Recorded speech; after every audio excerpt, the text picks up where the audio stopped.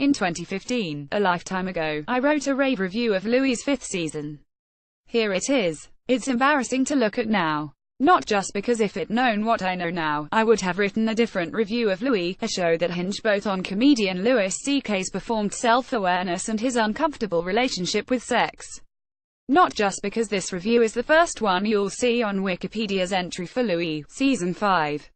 But also because it's clear, reading between the lines of my review, how much faith I had in his comedy. In a paragraph that begins with me positing that CK is one of TV's greatest comedians, I went on to write, this painfully short-sighted analysis of his perspective. What makes Louis work time and time again, is that CK goes in as hard on himself as he does on the world around him, harder, perhaps.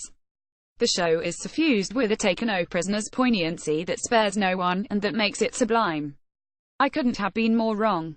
Or at least, I was right in the marginal sense that I thought that's what was happening, and certainly Louis intended to leave the viewer with a takeaway that there's nobody harder on than himself. But I was not at all right about what made Louis sublime. It's not that CK actually went in on himself, it's that he made it look like he did, enough to get away with a pattern of sexually intimidating female colleagues for a span of at least 15 years.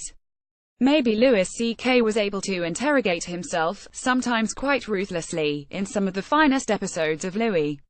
But he sure wasn't interrogating himself when he denied misconduct for years on end. CK's self-awareness had a nice, convenient threshold to it. I feel betrayed. This strikes me as a singularly useless feeling, especially because I became aware of the rumors around CK at least a year before the New York Times exposé. I think I learned about them after writing all those raves. I don't know. This might be my own self-delusion. Those of us in the entertainment media complex have been waiting for the CK story to drop for about a month.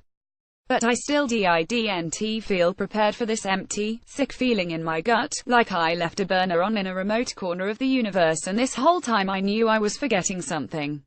What strikes me looking back are the pieces I wrote about him, about Horace and Pete, his sublime dramatic turn about Louis, a show whose episodes have sparked ideas for some of my genre-crossing think pieces about even a Honda Civic joke he made during the Oscars, is how much I trusted him. I even sometimes use that word, trust CK to be able to drop something unconventional like this onto the internet with no salesmanship whatsoever and have it land beautifully, I said in my Horace and Pete review.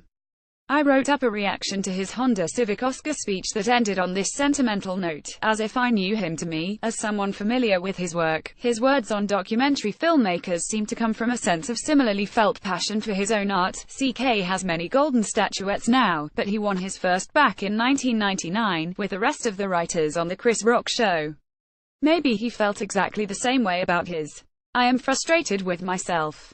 I wanted Louis C.K. to be a good guy. I thought he was smart. I still think he's smart, and if I get over the images that come to mind when I see his face, I might even enjoy revisiting Louis, a show that is in fact responsible for much of half-hour comedy's innovation over the last several years.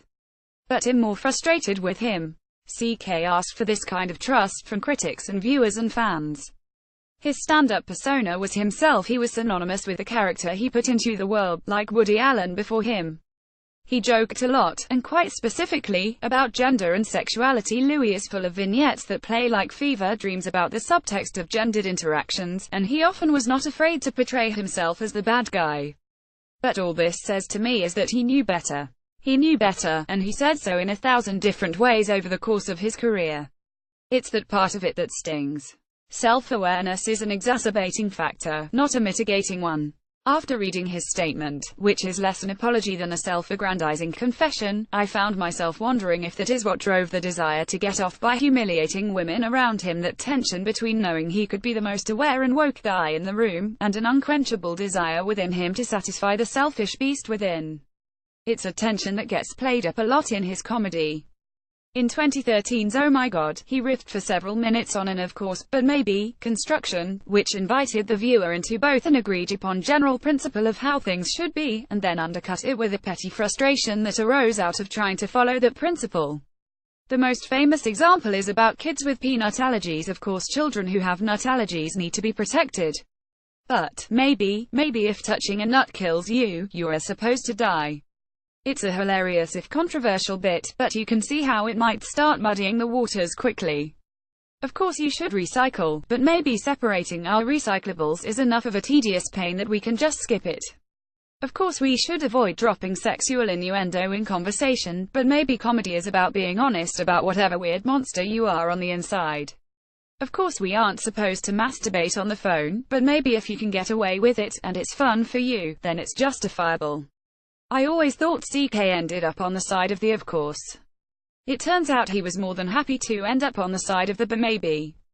I was taken in. I have written numerous laudatory commentaries on Louis CK's shows and appearances, and they are all out there for the public record, and I'm going to have to with that. It does not escape my notice that a seal of approval from feminist critics or comedians gave him a shield from accusations of misogyny. I have to with that, too. The comedian Tig Notaro, a former collaborator, expressed the same fear to the New York Times. He released my album to cover his tracks. His apology hit me as false. For this reason I feel used, and at least for right now, I can trust his purported self-awareness, his admissions of responsibility. Even if it is in good faith, and I hope it is, for his sake. I don't know what good faith looks like anymore with CK, who so skillfully used image to create a cover for his behavior.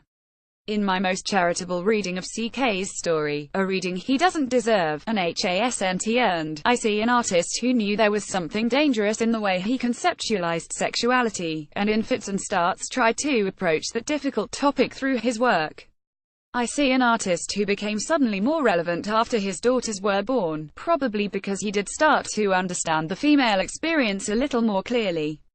I see a man who needs more therapy. I see a body of work that speaks to the uniquely human tension of trying to be better than you are, and carrying the shame of existence like a yoke over your shoulders. It just so happens that his art was even more aspirational than I realized.